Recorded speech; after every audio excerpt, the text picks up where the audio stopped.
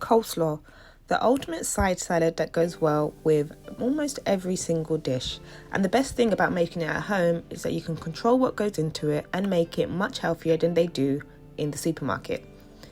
So we're going to start off with our cabbage, which is the star of our dish. We're going to take one medium-sized cabbage, cut off a quarter, and then we're going to use a peeler to shred this. Now, this takes some time, so you've got to be patient.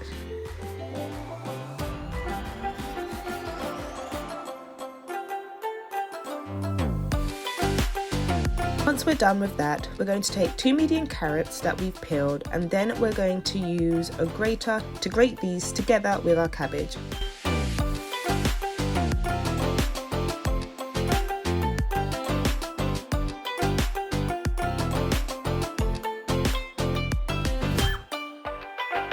Make sure you scrape out every last bit of carrot from your grater. Now we're going to add around a quarter of a medium brown onion.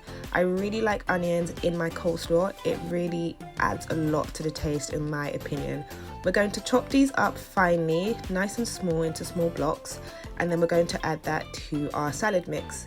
Here I'm scraping up some leftovers because you want to get all that goodness in the bowl. Now to season it, we're going to add some black pepper, some brown sugar, and also some white wine vinegar.